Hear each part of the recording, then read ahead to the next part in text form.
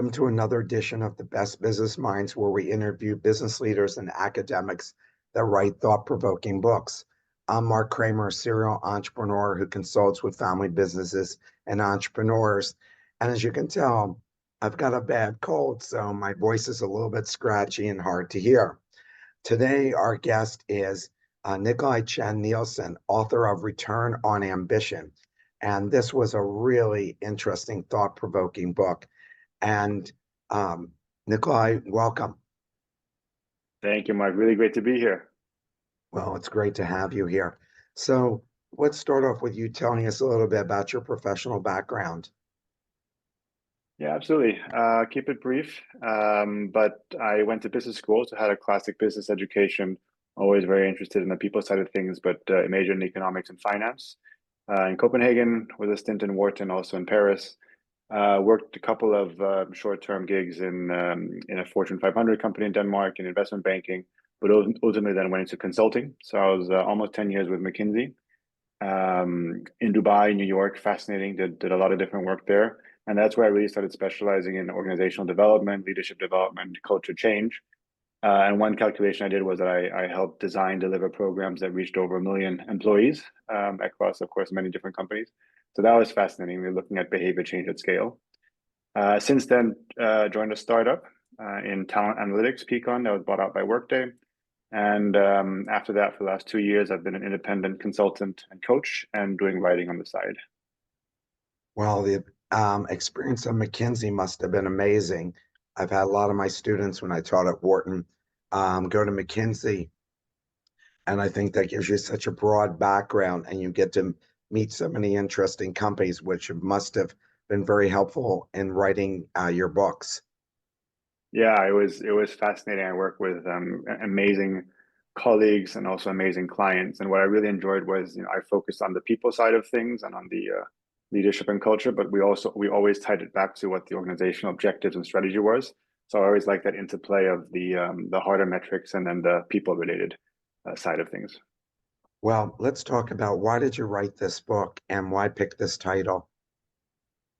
Yeah, Return on Ambition. It was one of those titles that when my co-author and we found it, we knew this was the title, but we started without having a specific title. We wrote the book actually because we felt there was a gap on the market.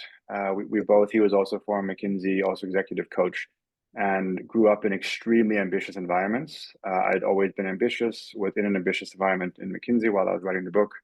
My clients were ambitious, my colleagues, my friends, they all had this strong desire to do something with their lives. What we found was that the vast majority actually were not fulfilled. And that for me was an interesting paradox where you had these highly educated and people with great positions and doing amazing things with their lives, but many, I would say a majority, actually weren't fulfilled. And myself included, I had that struggle up and down throughout my life where despite lots of success on the surface, there was oftentimes a gap or something I felt was missing.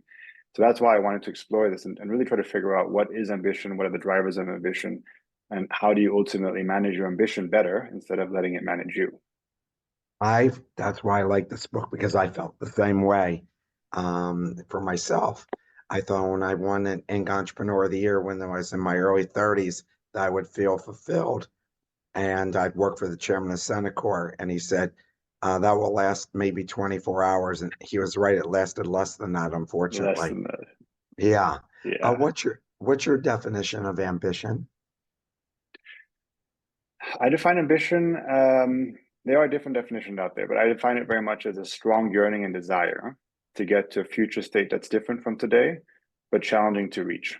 And that has a couple of components. So one is ambition is not the actual goal itself, but it's really about that desire that you have something in you that is pushing you forward, this yearning, this drive that you want to get somewhere. And it is about something in the future. It is about getting to a state that's different from today. And typically that future state is challenging to reach. Typically, it's something which requires that you need to stretch yourself to get there. But at its core, it's a yearning and drive. And what are the characteristics of ambitious people? Well, one thing about ambitious people, which is why we felt there was a gap in the market in terms of the literature and the books, is that ambitious people, they often want many different things at the same time. Not they're not content with one goal. They have many different goals. They often have big goals, so they want to move somewhere very quickly and be ambitious about it.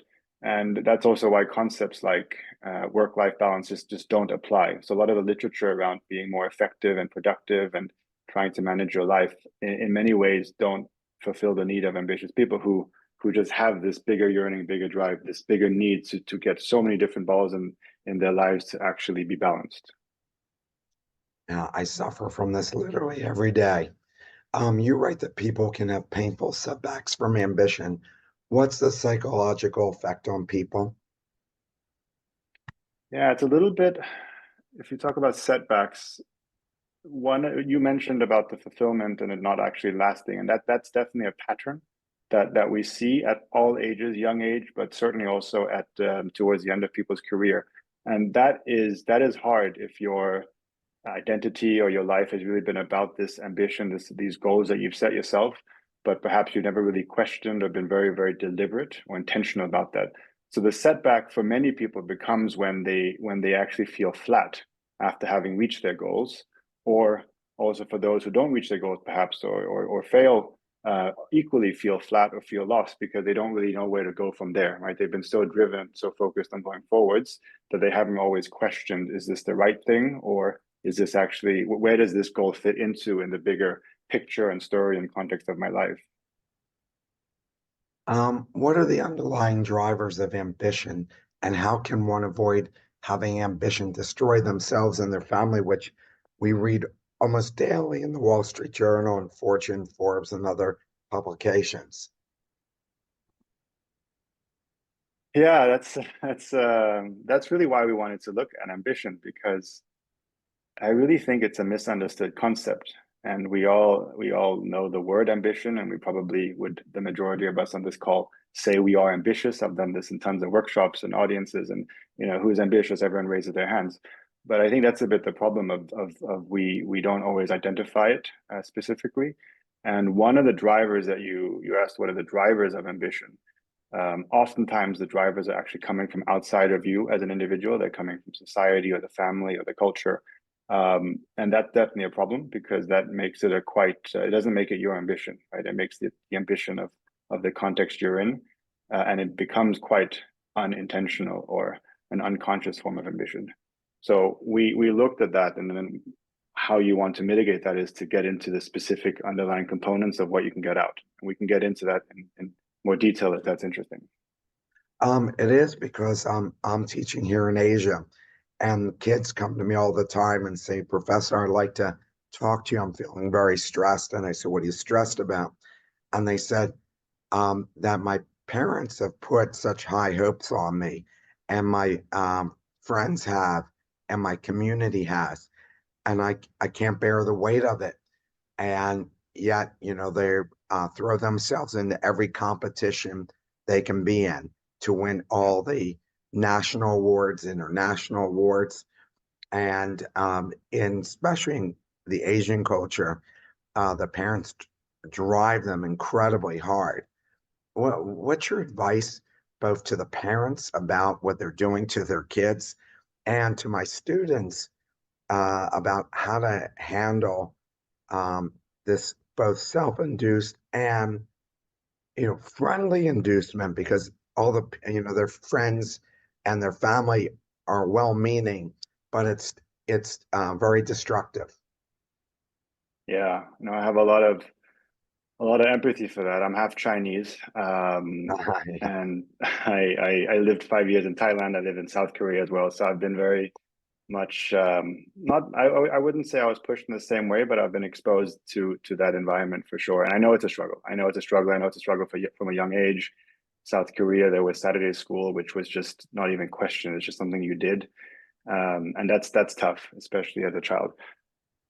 For me, the big picture answer, if you will, or the approach, is to look inwards as an individual, and we can talk about how difficult that can be actually. But it really comes back to actually daring to question norms and figuring out what is it that actually makes you tick. What are your drivers? What is it that's true for you, for your ambition? And I think actually it's not something we're taught to do. Right? We have schools which are very clear with a curriculum. Most of us were brought up with a view towards getting a well-paying, a good major, doing well in education, and then getting a well-paying job, right? Relatively fixed in terms of where you want to go with your life. And I see that changing right now, but it requires deep introspection. And I don't think we've been taught how to do that. You know, being able to introspect is not something that just happens overnight. It's actually quite difficult sometimes. So that's really the advice to the individual to in a way slow down and question things and actually listen to yourself and tune inwards instead of looking for cues in your environment for what success looks like. I And think for for, God, yeah, no, go ahead. no, I was going to ask about the family. Yeah. Yeah, families, they are well intended and they are typically acting as, of course, they think this is the best way to be a parent. And it's typically brought down from how they were raised as children as well. It's multi-generational, the way they view the world and the way they view success. I'm a quite strong proponent of giving people the freedom to think for themselves and make their own choices and also to make their own mistakes. So for me, it's that balance of allowing people the freedom while still giving us a bit of a dose of reality. You know, what does it take to succeed or to achieve goals or to do something with your life? I don't think it's 100% hands off and just let people in a way swim. I think that as an adult, you have a responsibility also to have a bit of that maturity and relay it. But in the Asian context, it's probably that balance between freedom versus support. I also think that parents are seeing how competitive the world has become, and they're afraid for their kids about how competitive. When I'm interviewing students at the university, high school seniors, I ask them, "What do you want to major in?" And almost every one of them wants to major, if they're applying to the business school, in business analytics. Why? Because my parents told me that's where the jobs are, and they might have a totally different interest, but all they can hear is moms and dad are writing the check, and this is the expectation. This gives you your best shot. And I remember being a Jewish kid growing up, and doctor, lawyer, and if you Yeah, weren't smart enough to that, you went and got an MBA. So yeah, changed over time, but yeah, this tremendous stress that actually lasts with them even as adults, because I often hear even colleagues tell me how um, their parents say, "Yeah, you've only written 2 books," or, "How come you're not further along in being a full professor?"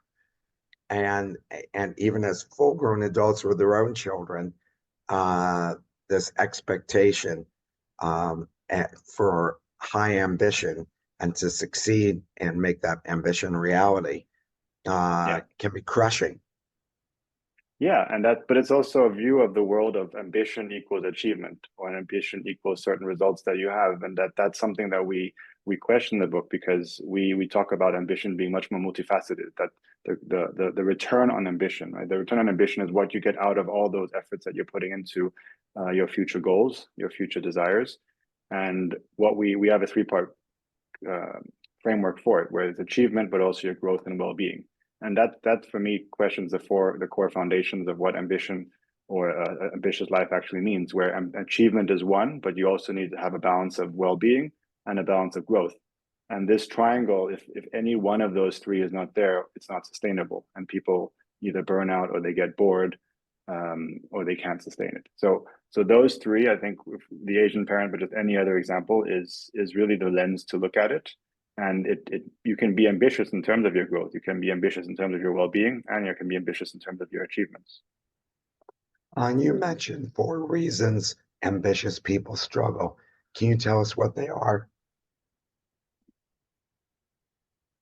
Why they struggle, we talked a little bit about it in the beginning, that they are different in the sense that they want so many things at the same time and many balls in the air. But another big thing that we've seen over and over again, and even now in my work, is that ambitious people are typically doers, or they're very action oriented, and that the pitfall is that there's actually never a moment of slowing down. So I think that there's a bias to action, and in the face of uncertainty, the bias is to double down in the face of stress, the bias is to work harder, because we have this thing in our minds that we want to get to. And that is one of the reasons, in addition to wanting many things and wanting huge goals, the inability to actually reflect or not knowing how to be introspective. That's a massive, massive reason that ambitious people struggle. And not to get too much in the book, but in the book it has 4 chapters, which are at the end, which are 4 self-coaching sessions. So there was also a desire as we wrote the book to bring some coaching tools to a much wider audience, because many people, this was 10 years ago when we were writing it, but a lot of people don't actually have access to executive coaching or good coaching. It's become more democratized today, but back then it was still quite difficult. It was expensive. So the ability to reflect, and in this case, having a structured set of questions to think through, spending the time without your phone, is immensely valuable for ambitious people, and something that they might never have done. You write in the book, 60% of people, according to your survey, say they're struggling to achieve their ambition. How do you get self-induced pressure? People put self-induced pressure to actually just enjoy the journey. And I've actually heard like Rob Lowe talk about his career, and people always ask him about the actor Rob Lowe, and he says he just tells people, try to enjoy the journey or it will be for naught. Yeah. Yeah, the majority of ambitious people, over 50%, do struggle with it. They struggle to maintain the balance, and a good chunk of them actually start questioning it, which is almost existential. That they question whether doing all this is actually worth it in the end. I think that would probably be the worst feeling to have, that you've had so many years of pushing, and then you actually have a moment of questioning whether it's actually worth it in the end. But in these situations, for me, I always talk about zooming out, where if you are really struggling, or if you are really in the moment, or thinking in a very, very narrow way, or struggling with your ambition, not enjoying the journey, zooming out is, I think, incredibly helpful. You can even zoom out all the way to space, and you can see that we're actually just a tiny planet in a massive galaxy, and we're just small individuals walking around, and we often take ourselves way, way, way too seriously. So getting that perspective on life, that we are just these minuscule elements on Earth, and we're only here for a finite period of time, that for me is helpful, because at least I can take my ambitions a little bit less seriously. I can smile about what I'm trying to achieve, and smile about the thing that I stress about. And that allows me to enjoy the journey much more, because there is this perspective on life. How important is it taking time to self-reflect? And what should one do when self-reflecting and expect to get out of it? Yeah, I think reflection is one of the keys, and it's one of the things that people actually don't do very much of. A lot of people say that reflecting and having moments of stillness helps them, and then we ask the follow-up question: okay, how many of you actually do this, or how often do you do this compared to your desired amount of reflection? And the answer is not at all, or very, very little. So people know it helps them. They say from experience it helps them to self-reflect. But in practice, in our day-to-day, we're busy, and the daily meditation or the weekly check-ins just don't happen, right? So I think that's a bit the reality of the way ambitious people live their lives. But the reflection part is critical, and you asked what they should be looking for, I think. Yes. Yeah. And I think there's 2 things. There's one, which is just looking broad, looking as expansive as possible, which is essentially also just being open to whatever comes. So you're reflecting, you're checking in with your feeling, you're checking in with your body, and you're not trying to have an agenda. You're just allowing anything to emerge as emerges, and you're not questioning it, you're not judging it, and you're sitting with what comes up. Some people, they go on long meditations. I've been on a 10-day silent meditation, which was literally 10 days without any type of stimulation, no phones, no paper, pen. And in 10 days, you're just sitting with yourself, right? You're sitting with whatever comes up. And then over time, you actually, in a way, work through it, right? Or at least you get more clarity on what's coming up. How did you manage to do that? I mean, I can't imagine. I think I tried taking yoga and I Yeah. couldn't do it because it requires like an hour and a half of time. I'm like, oh, forget it, I can't. That just seems like an impossible thing. So for highly ambitious people, um, Yeah. I mean, I can't. How did you manage to actually take 10 days? And were you climbing the walls like someone getting off a drug? Yeah, it was tough actually. It was 10 days. I'd never done anything like that in my life. And I mean, one element was just taking the time off and literally telling people, I'm not even reachable, even if you try. I don't have my phone. We had to hand in our phones on day one. Of course, there was an emergency number, but that didn't get used. The weirdest thing was also not having any contact with my wife for 10 days, not even the message, good night or good morning. And by day three, I was really struggling, right? Day three, I had the whole, what am I doing here? I want to quit. There's 7 more days. This is madness. And we got up at 4 a.m. So 4:30, they would hit the gong. 4:30, we're meditating. So it was very, very intense. But then the interesting thing is that over days 6 and 7, something just lets go and your mind quietens and you get really still and I think you accept, or I accepted that I stopped fighting the situation, which in any case I couldn't change because I had committed to being there, and allowed myself just to be in the moment. So that was a pretty big transformation, which I think can for me, I could carry over in day-to-day life, allowing more and letting go more versus fighting the reality. Did you ever do it again? Maybe even for a shorter period? I've done a number of shorter periods. I've done multiple 3 day, 5 days, 10 days. I would want to do again, but I feel like it's one of those things that when the moment is right. So it's not a deliberate, cognizant choice. It's more that at some point I'll feel the yearning and then I'll do it pretty quickly. But yeah, I would definitely do it again. Do you have children? No children yet. No, Oh, okay, I was going to say your that wife might. would kill you for Yeah, 10 days. Yeah, that is yeah, true. That is true. she would probably love the 10 days if she had kids. How do you calculate return on ambition? Well, what's the math in that? Yeah, the math is the three elements of achievement plus well-being plus growth. In the book, there is a self-assessment which has 10 quite deep questions. So totally you get a score of 30. And the data shows that your return on ambition is achievement, growth, and well-being.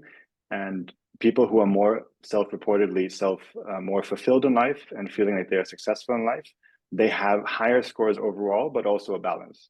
So there's a consistent theme that if someone does have a gap in one of those three, they don't feel fulfilled. And the interesting thing is, uh, it's not always that you have to. Most people, ambitious people, would have high achievement and low well-being, which is the classic, burnout syndrome or work-life balance.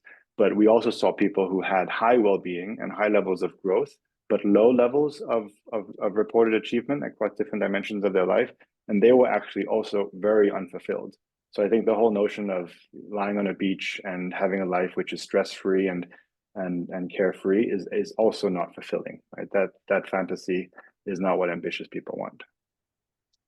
A question from the audience. Do you have that assessment online? There is a version online. I can dig it up and send it. I can provide that to you if you want to share it with your audience afterwards. Yes, yeah, if you send it to me, I'll give it to all of them. Yeah, not a problem. Not a problem. You tell the story of superachiever Khalid Akadar, founder of Glow Work, and his immense accomplishments still left him feeling all of this constant driving for success wasn't healthy. Please tell his story and what we can learn from it. And I know I mispronounced his name. No, Khalid. No, it's a great example that you pulled out. He's a friend. Him and I were living in the Middle East. I was living in Dubai.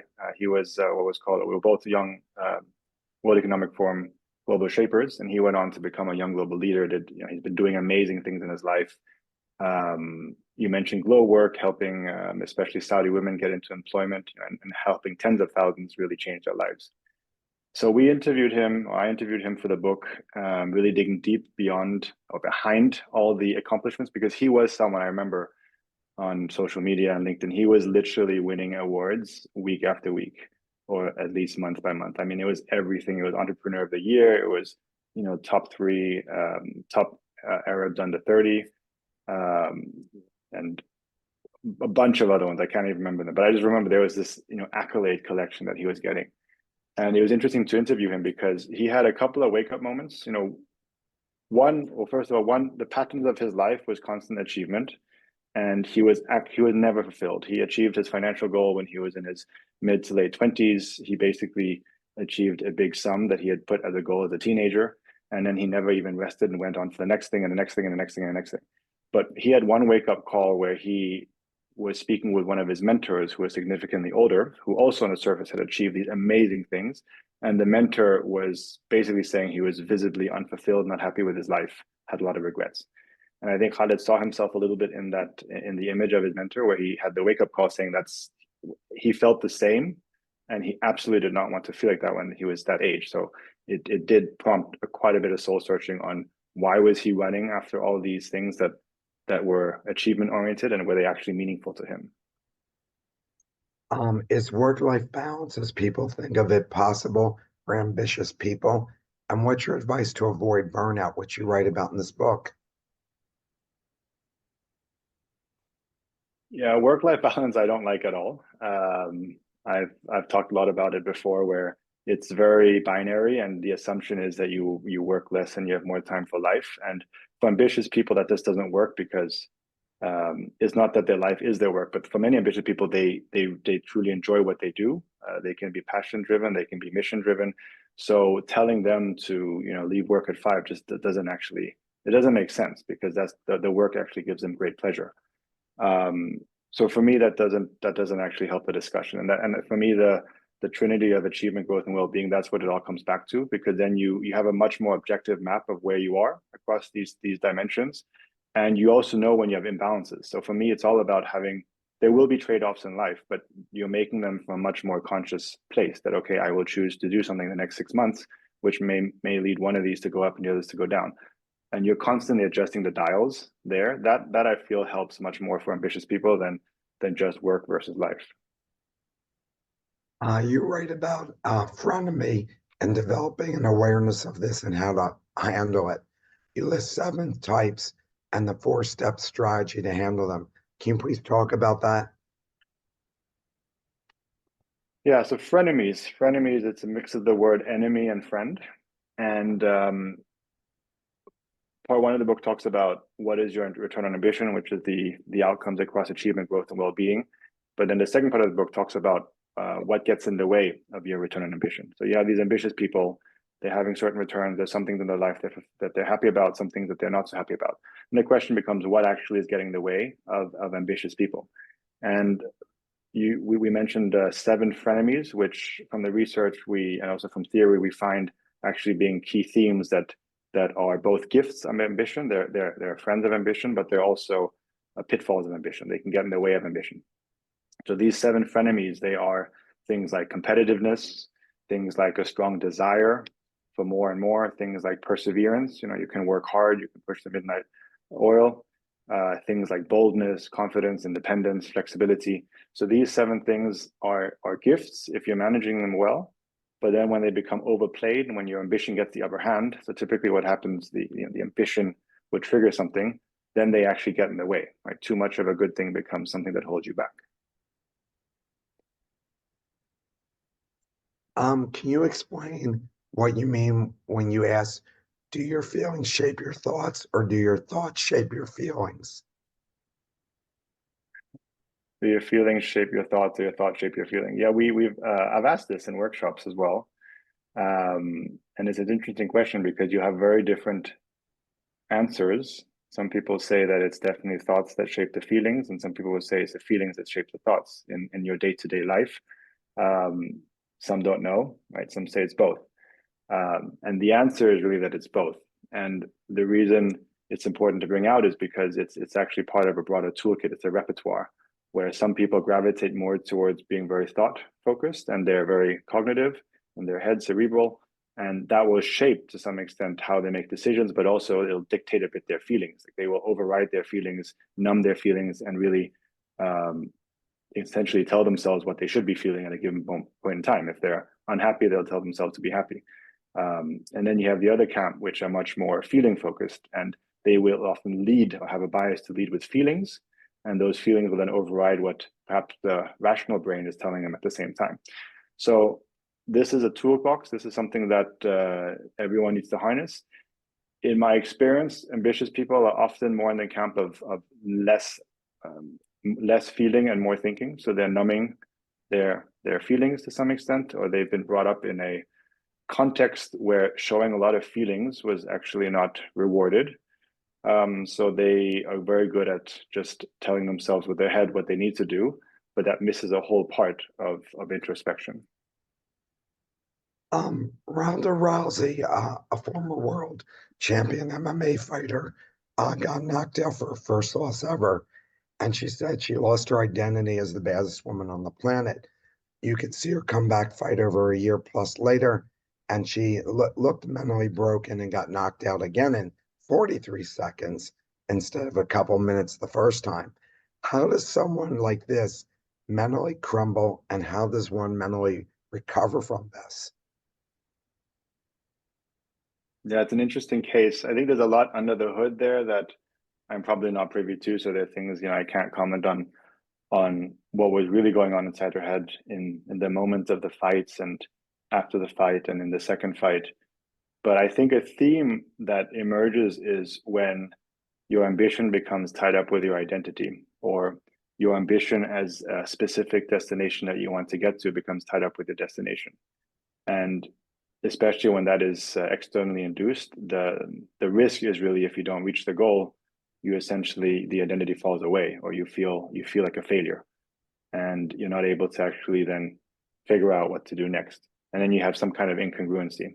So it's a little bit back to what we talked about with looking inwards and defining your own, let's say, drivers of meaning in life.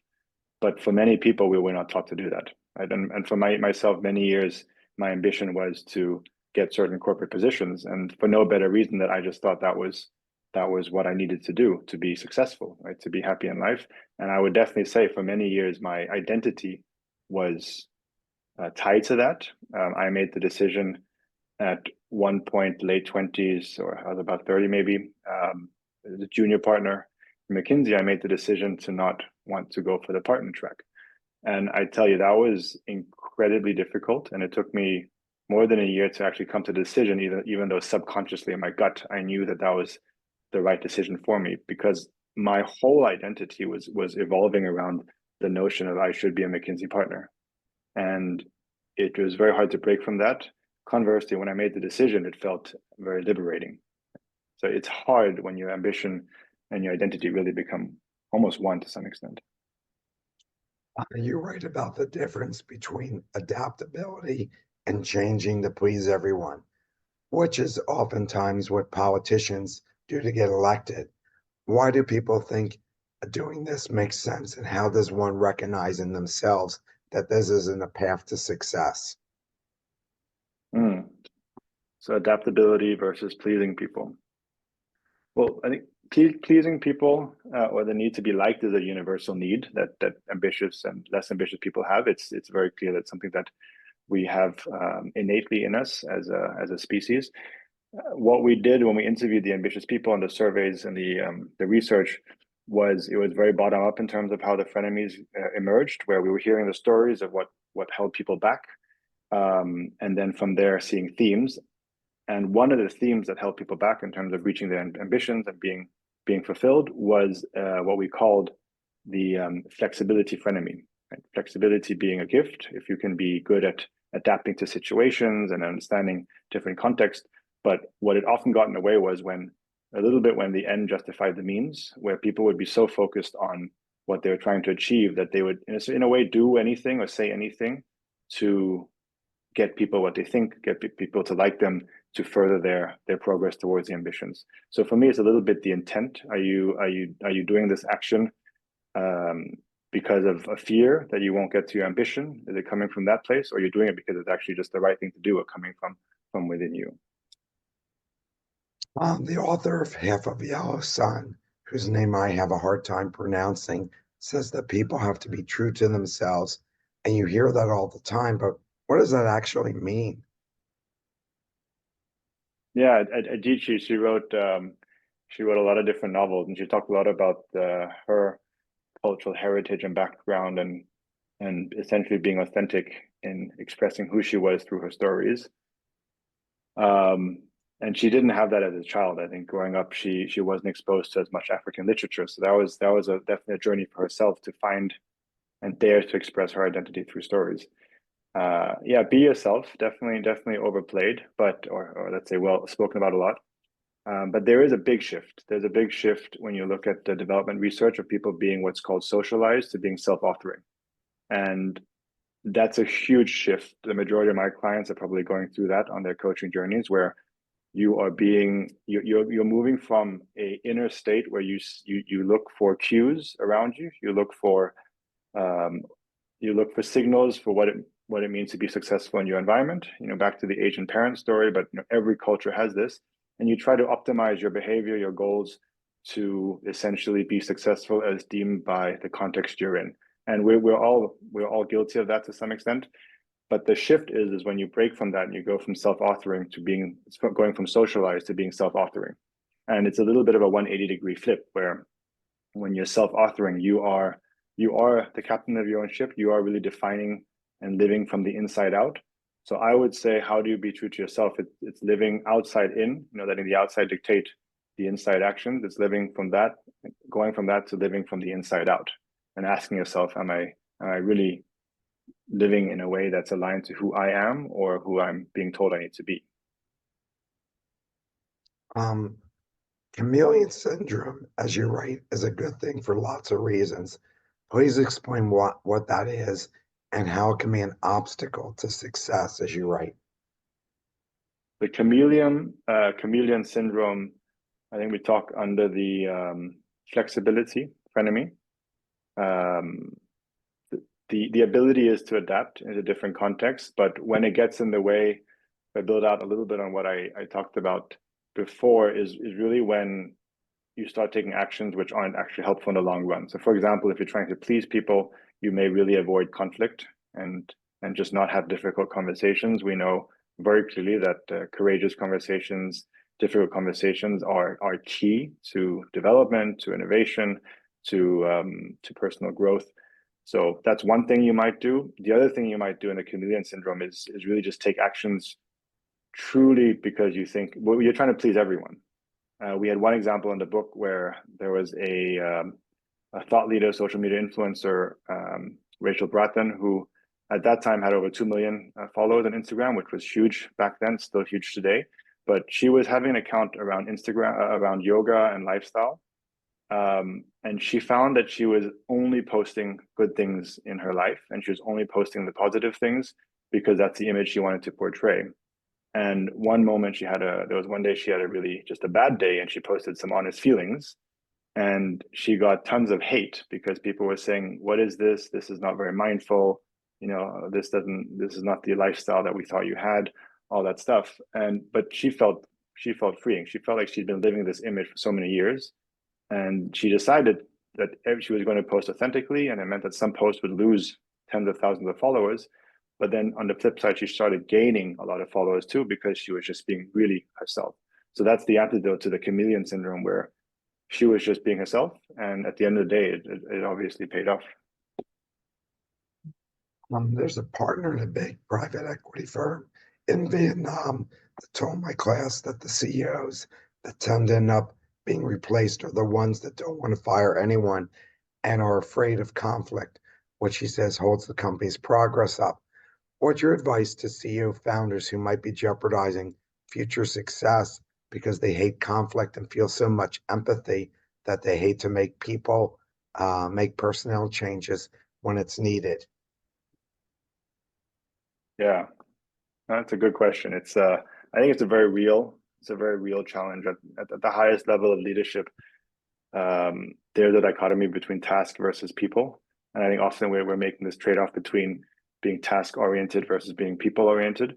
And it is hard to do both, but you need to do both. And I think there's a way to do both. And there's some research that came out of Harvard Business School. There was a book, Compassionate Leadership, where one of the big ideas is that compassionate leadership, some people think about it the wrong way. Compassionate leadership still means you make the tough decisions. You just do it in a human-oriented way. You do it in a people-oriented way.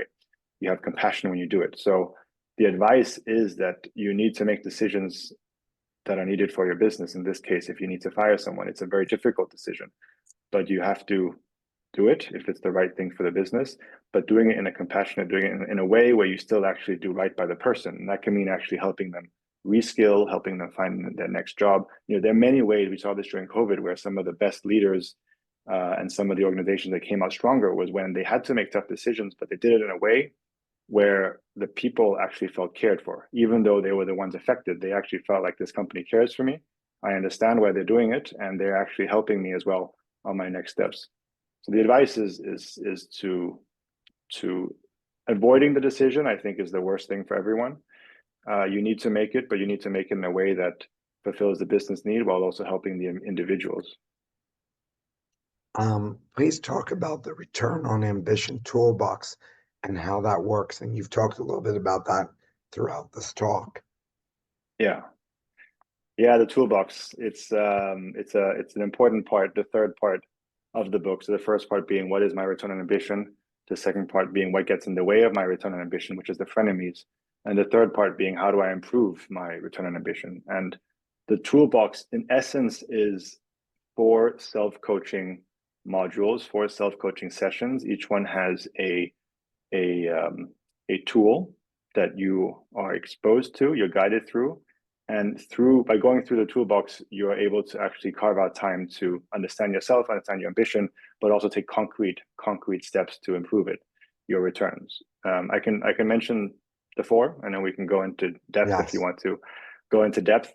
They start at the meta level. The first one is called your philosophy of ambition, where what's different from goal setting is ambitious people want many things, which I mentioned. So your philosophy ambition is first, there's a lot of introspection. There's a third part of the coaching, which is essentially about letting go and connecting with yourself. And that takes a bit of time so that you're not clouded in what you think your ambition or your future needs to be, but you're actually really centered. You're really listening to your inner voice.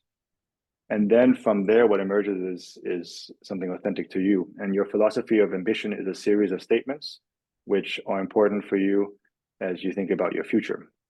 And it's a series of between 2 to 7 statements. I don't think any ambitious person, or very few ambitious people, could say, I want one thing, right? Typically, they want 4, 5, 6 things. So series of statements, which all are important, right? That can be job related, that can be career, that can be physical health, that can be growth. That's typically what we see. And this is essentially your philosophy of what's important for you in your life, your measures of success, and what you would want to measure along the way. So I'm simplifying, but that's your philosophy for life, your philosophy for ambition as the first big tool. The second one is then the immediate priority, where this goes into behavior change, and it's important not to do too many things at the same time. So as you think about your life, you look at what's working well, what you'd like to change, you've outlined your philosophy of ambition. Your immediate priority is the one thing that you want to focus on in the coming 1 to 3 months. It's a little bit like the sprint approach in companies or OKRs in companies. You focus on one thing. You outline qualitative and qualitative measures for what success looks like, because they're very different. You want to be able to measure it, but you also want the qualitative vision and feeling for what it's going to feel like when you've achieved that. And importantly, in the immediate priority piece, when you think about the next 1 to 3 months, one objective is you also think about which frenemy or frenemies are most likely to get in the way, right? So you've gotten to know your frenemies, you've gotten to know which ones of the ones we talked about, perseverance, desire, competitiveness, boldness, flexibility, which ones of these are most likely to pop up and actually derail me, and you make a note of that. You write about investing time in yourself and allotting 1% of your time for this, which I believe is 1 hour a week. Is that what the most successful achievers use to get an optimal return? And where should you do this? Yeah, 1% a week is, we have just over 100 hours, waking hours a week. So 1% is 1 hour. I wouldn't say this is what high performers do. I think they do more, for sure. Part of the book is to have people who may not be as exposed or used to doing real introspective work actually pick up the book. Return on Ambition, it's a bit of a hard title. Pick it up and say, I want to actually start to do much more self-reflection. So that was one of the goals of the book. 1 hour a week, I would say, is more the minimum, right? And that's split into typically a longer session and a couple of short reflections throughout the week to assess how it's going in the moment. But high performers, to your question, they do much more. I mean, it's undoubtedly clear that if you're really highly ambitious, high performance, very big goals, you're much more deliberate. I mean, to some extent, you're 24/7 reflective about the way you live your life. You know, you have extremes like Lewis Hamilton, Formula One driver, other athletes, creatives, CEOs. I mean, their life is by and large optimized around what they're trying to achieve, and there's very little of it which is unconscious. Right. So I would say if you're really ambitious, you need to think about how you act 24/7. Warren Buffett said the most important word a leader learns is the word no. What do you think about that? And where does that fit into people's ambitions? Mm, mm. Yeah, easier said than done for sure. I definitely suffer from that sometimes. But one question I ask a lot to coaching clients, I think there's a statement in the book that has a sentence, but it's literally, are you doing too much? Right. And it's such a simple question, but I let the question sink in, and the vast majority might initially say, no, I'm not doing too much. But if you really sit with it and just say, am I doing too much? Most likely the answer is yes. And there's some interesting talks around, I don't know if it was Warren Buffett who said it, but someone was saying, write down a list of the 10 things you want to achieve in your life, then circle the top one and go for that, or neglect the bottom five. So there is definitely an essence of focus. And I think we want to do too much because there's an element of that unhealthy side of ambition that we're not feeling complete. I do suffer from this, to be honest, where, there's so much I want to do. And I feel like I'm not fully at peace now because I have these things I want to do in my life. When in reality, if I just take a moment to reflect, there's of course, there is an inner peace, and then I can build from there. So I do think doing less is needed in today's day and age. Is there a theme from your coaching, talking to CEOs, that's pretty consistent with everybody you're talking to? Is there something keeps coming up that you're hearing over and over again at this moment in time? At this moment in time, Yeah, um, where the I mean, world is right now. yeah, it's been a choppy last few years.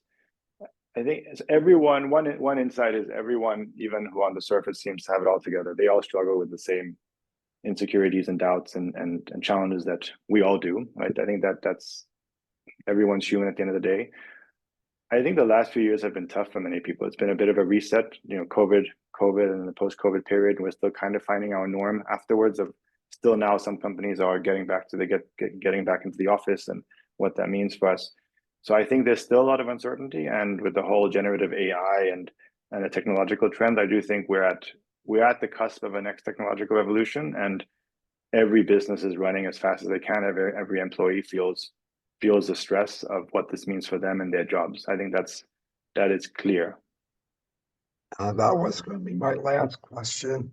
But I have other questions to ask. But I Yeah. was wondering, AI hurt or help ambitious people?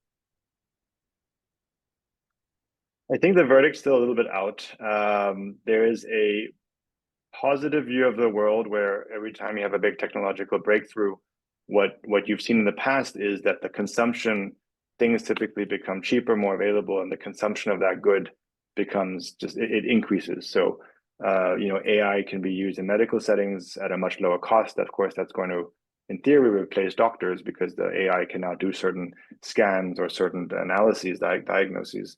But in practice, what you see is that then it's not that the doctors lose their jobs. What happens is that more people have access to certain type of scans or body interventions, which they couldn't afford before. So in reality, at least in the short term, the jobs aren't lost, and just more people benefit from having access to this good.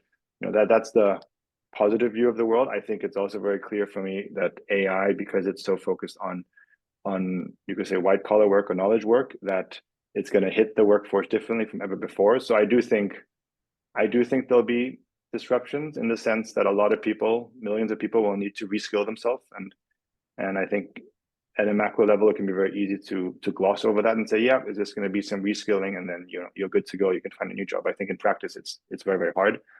And for ambitious people, I think the ones who will benefit are the ones who know how to leverage the technology. That I think is also quite clear. If you can work with it and enhance your workflows, become more efficient, you will benefit. But for those who aren't in that position, it's going to be much more challenging.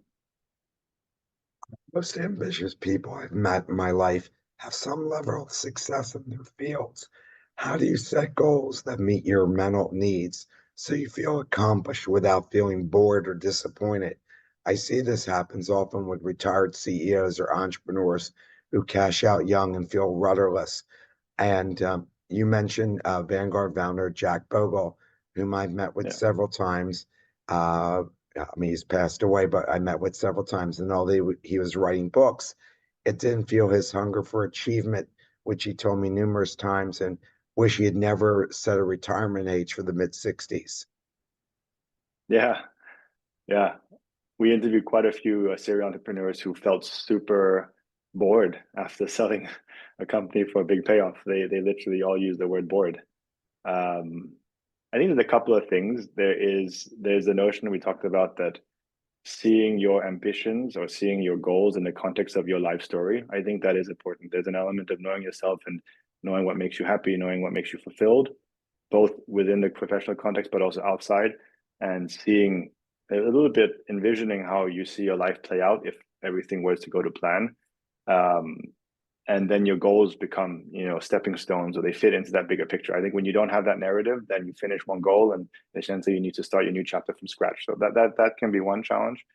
I also personally think that why retire? I think we're moving into a world where more and more people will be able to do what they love, and there's much more flexibility, whether it's part-time or location agnostic and so forth, that I don't see a reason to stop. If you're passionate about something, work or otherwise, it's about going, keep going.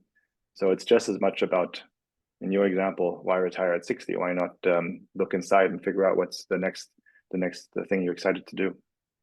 I mean, look at it, Warren Buffett's 93 years old, and nobody's saying they wouldn't want Warren Buffett to manage their money. And Yeah. I think that's what keeps them going. And we've seen where people die quickly when they don't have something to look forward to. Famous football coach Joe Paterno died relatively quickly after he resigned from Penn State. And Bear Bryant, who had coached Alabama, died 3 months after he stopped coaching Alabama. Aren't people who decide to remove that ambitious device in their gene um, end up maybe even shortening their lives because they don't have that zest for living, and life has just become mundane for them. I think it's a danger. And it's a danger because if we talked about the bias for action, and if your whole life has been about doing and not actually being, that's a danger. And I see a bit of a counter movement. Many, especially young people, talk a lot about wanting to do something which is meaningful to themselves, even working less.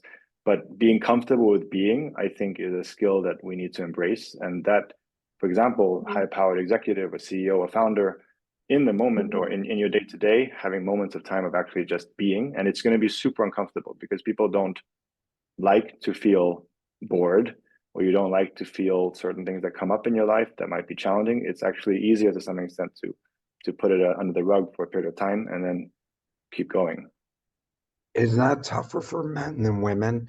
Um, this, pulling back on ambition and not feeling whole, and essentially it becomes a downward spiral for them, or is both genders work the same? It depends a little bit on the cultural context, but by and large, I would say that many men, I can speak from my experience and the ones I've worked with, they have a certain view of the world of what it means to be a man, rightly or wrongly, right? But that is that they've been brought up with certain mindsets instilled into them, and doing otherwise makes them feel like they're not actually, whether it's being a man or not actually being a good husband. So breaking, daring to break with some of those conventions is important, but I think it is hard. Women have other things which they're brought up with, what they should and shouldn't and are supposed to do. Right? But for everyone, challenging those things is really important.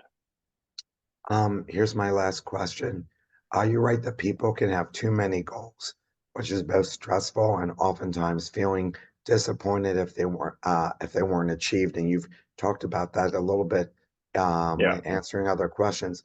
What is a realistic number of goals and amount of time it should take to accomplish them to feel fulfilled?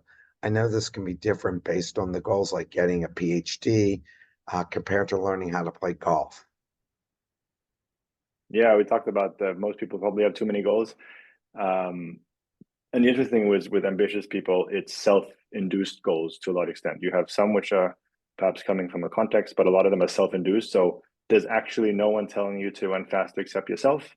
And then you don't reach a goal, and then you get upset or feel frustrated when in reality, you're the one who made that mental challenge, and then you're the one beating yourself up for it. So that's a very unhealthy dynamic. Very practically, my experience would be some people have one goals. I think most ambitious people have more. I would say maximum three, where you still have you have a major and a minor, and then you have a third one, which is a little bit more, hobby-ish on the side. I think more than that becomes very, very hard to do. And in addition to that, you have all the foundational things in your life, like health and family and so forth. But I would say three with different types of goals within those three. Do all ambitious people exercise? Is that like part of the staple and getting themselves in shape? Because when I think about it, so many ambitious people that you see, they're very disciplined people and disciplined in all facets of their life. Yeah, more and more meditating. When I started leadership work at McKinsey 15 years ago, meditation was not something we could bring into a boardroom because it was just seen as being totally unrelated to business. I mean, mindsets have shifted a lot in the last 10, 15 years, and it's become part of what we need to do. And there's a lot of research that backs it up. I would not everyone does, obviously, but I think more and more people do because there's a virtuous circle. I think people realize that these things are actually not taking away time. They're health, sleep, nutrition, exercise. They're actually adding to mental clarity. They're adding to my productivity. So people see it more like a virtuous circle, and I feel better when I do it versus seeing it as something that I should do because I'm being told I should do it. So yeah, the trend is definitely clear. Nicolai, I want to thank you so much, and I apologize that been losing my voice all day, but I'm glad we were able to have this conversation. You have a wonderful book. I want to bring you back for the latest book that you came out. So I'll write to you to get on your calendar again in 2025 for that. I know you're booked that way in advance, but it would be a pleasure and hope your voice gets better. Thanks so much for having me. Thank you, everyone. Have a wonderful weekend. We'll see you all next Friday. Take care, everybody. Thanks, everyone.